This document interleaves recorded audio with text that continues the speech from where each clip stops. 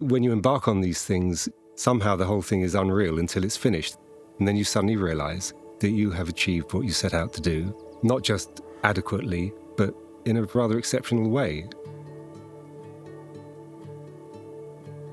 Wraxall Yard is a former dairy farm on the outskirts of a hamlet in the West Dorset area of outstanding natural beauty that has been renovated into inclusive holiday accommodation, a community space, and a kind of small educational farm. The client for the project, Nick Reed, had personal experience through his mother, who had multiple sclerosis, of the challenges for people in wheelchairs and with a range of disabilities in finding attractive, comfortable, fully inclusive holiday accommodation. He realised that a lot of places either simply weren't inclusive or the sort of accessible features had been retrofitted. So people who deserved the nicest possible holiday experiences were actually being really shortchanged in terms of the environments that they were being offered. The ambition here was to create something really, really beautiful where people could come and relax and engage with the natural world and be very comfortable and independent.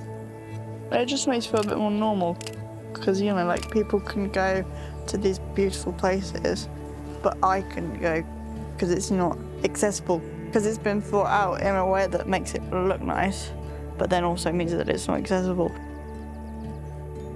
So it's nice to just have somewhere that is a beautiful place to stay and also be accessible.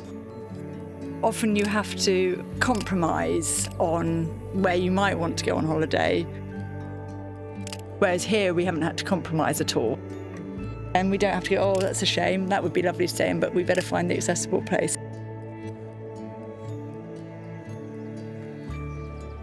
The exact plan took quite a while to work out, and it was at quite an early stage that we engaged Clementine Blakemore to embark on a research and feasibility study. Clem completely immersed herself in that process, and a lot of the environmental and social and educational elements of the project came out through that process.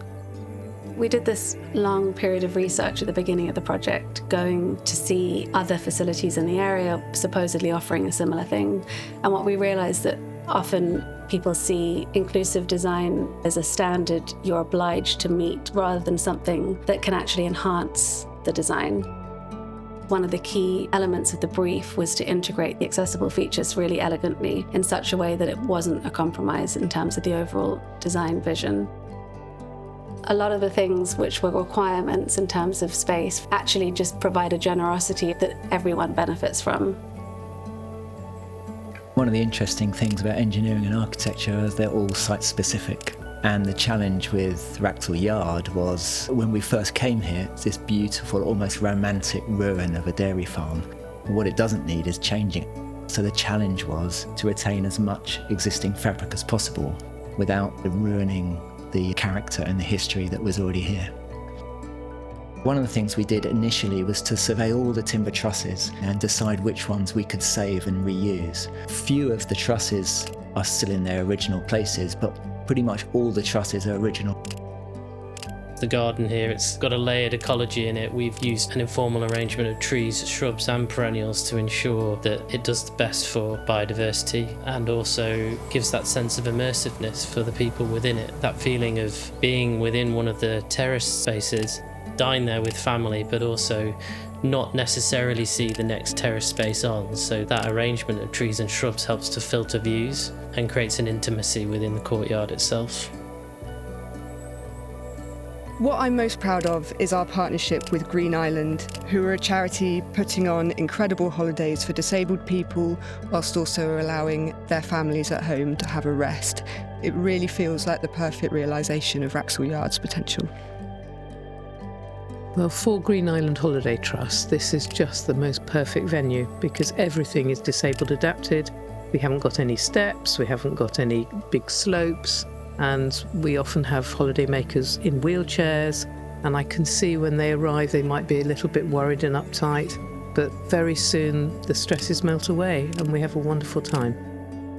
I think we all knew that we were working on something really special that was going to have a really positive impact on a lot of people. And I think Nick really inspired us all to sort of go the extra mile. There's something about the courtyard that puts them in a completely relaxed state. It's almost as though the place had some sort of magical charm. I often think about it as if Clem had cast some sort of spell to have this incredible emotional response from our guests. They arrive here and can immediately relax. They can immediately breathe out.